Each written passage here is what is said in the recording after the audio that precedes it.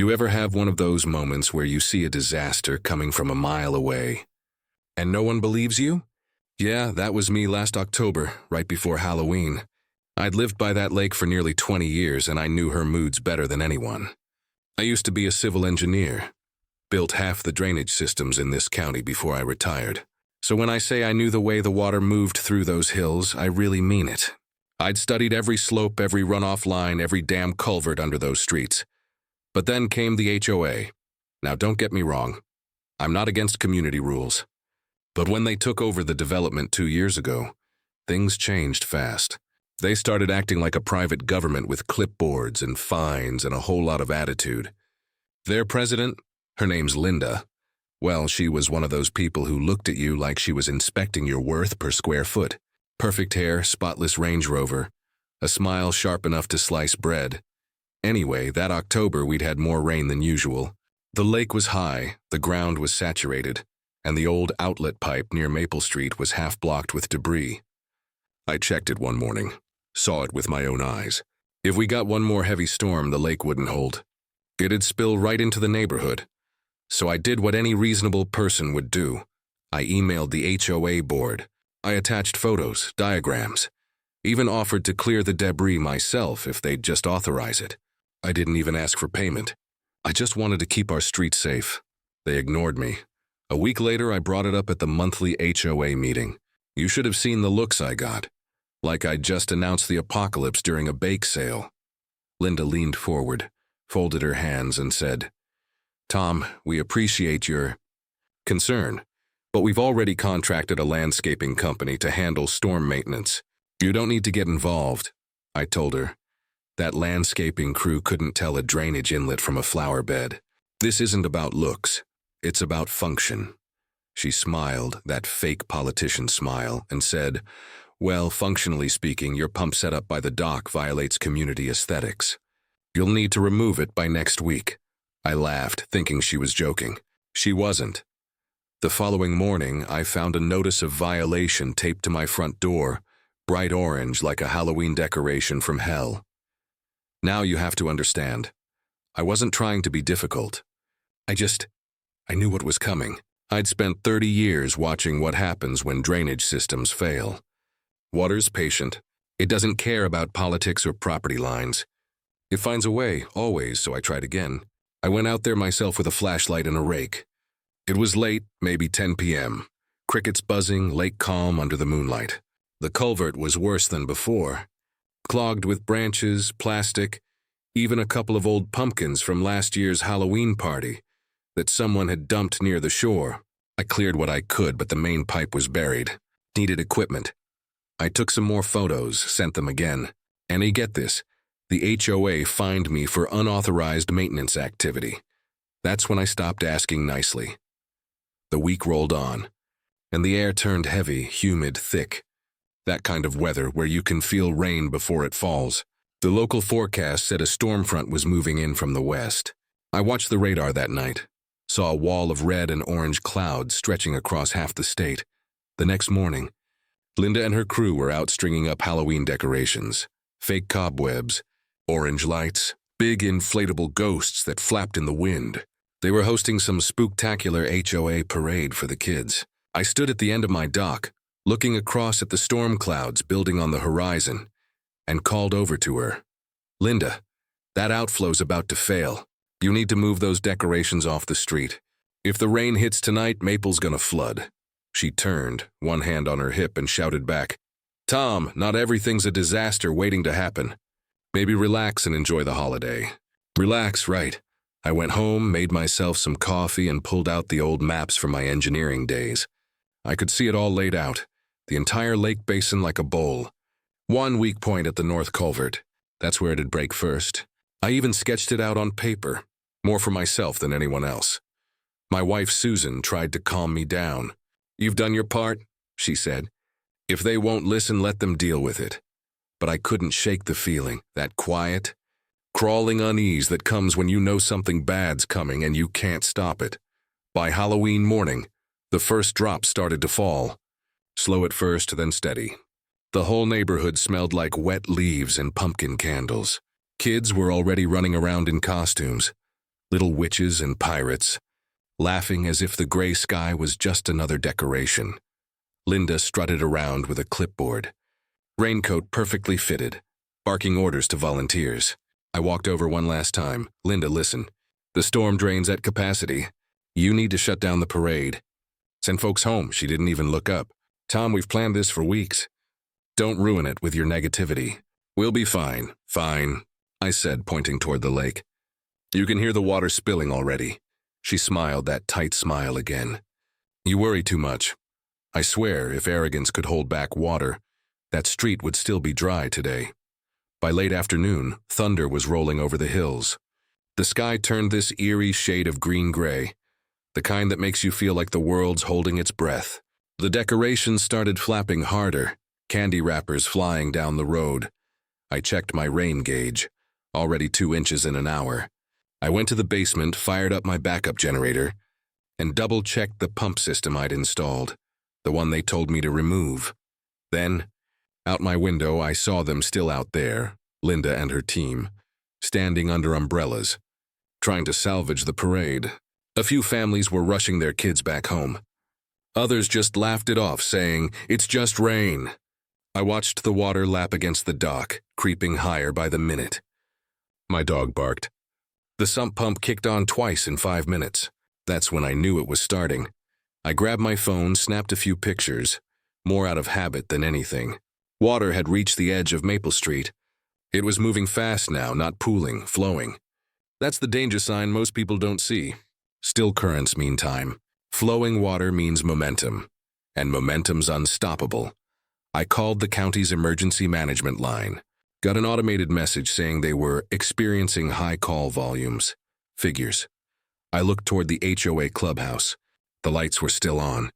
People were inside, music playing, kids screaming in fun, completely unaware the lake had started to swallow its banks. I grabbed my raincoat and headed out. As I reached the street, the sound hit me first, not the rain, but the low, guttural whoosh of water moving through a confined space. The culvert was giving way. I could feel the vibration under my boots. "Linda!" I yelled, pushing through the rain toward the clubhouse. "You need to evacuate now."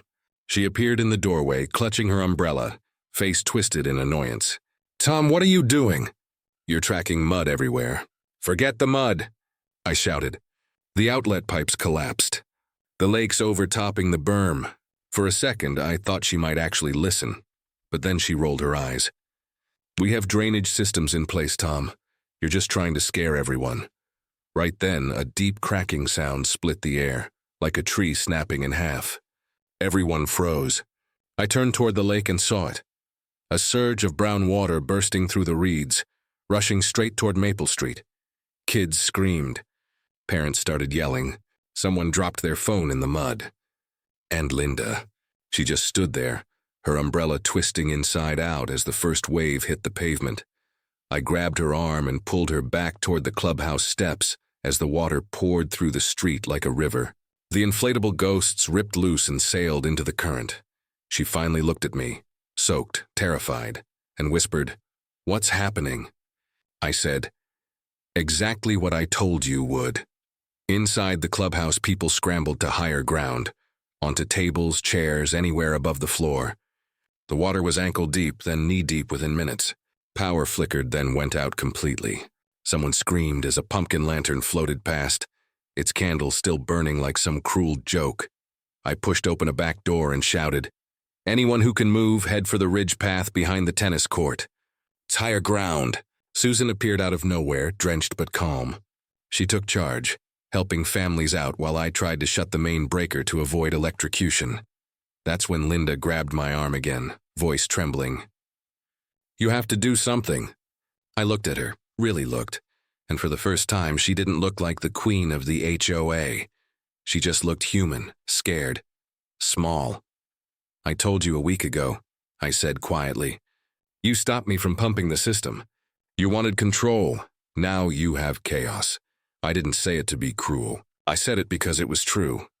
We made it out just before the main doors burst open from the pressure. The lake had claimed the entire lower street now. Cars half submerged, mailboxes bending under the current. The sign that read, Private community, Maple Shores HOA floated by like a coffin lid. I turned back one last time, rain stinging my face, and watched the clubhouse lights flicker out completely. The storm was just getting started. When I look back on that night now, it still feels like a movie I can't turn off. The sound, the cold, the weight of everything happening at once. The storm didn't slow down. It got angrier. The wind came in sideways, sheets of rain hitting so hard it felt like gravel against my skin. The lake, my quiet old friend, was gone, replaced by this roaring, living thing that didn't care whose lawn it tore through. We climbed the ridge path behind the tennis court, about 20 of us, soaked and shaking. The flashlight beams danced over terrified faces. I saw kids in costumes crying, clutching half-melted candy buckets, their parents whispering promises they didn't believe themselves. Linda stumbled beside me, heels sinking in the mud, mascara running down her face like dark rivers. Every few seconds she'd turn, trying to look back at the street, and I had to tell her, "Don't. There's nothing left to see right now." From the ridge, you could see it. The entire lower part of Maple Street underwater. Streetlights flickered beneath the waves like ghostly candles. I could make out the outline of cars, the roofs of houses barely visible. And right there, where my warning diagrams had pointed all along, the old drainage berm had collapsed completely. The water was flowing straight through the community like a new river carving its path. I remember thinking, it's amazing how fast order collapses. One minute you're arguing about Halloween decorations, and the next you're standing on a hill, watching everything you built get swallowed by water. Linda kept saying, "This can't be happening. This can't be happening." Like if she said it enough times, maybe the lake would listen. I didn't have the heart to tell her that's not how nature works. We stayed up there for hours. Couldn't go back, couldn't sleep, couldn't stop watching. The storm peaked around midnight. That's when the thunder cracked so close it rattled the ground beneath us. Some folks were praying, others were just staring blankly into the dark, too stunned to speak.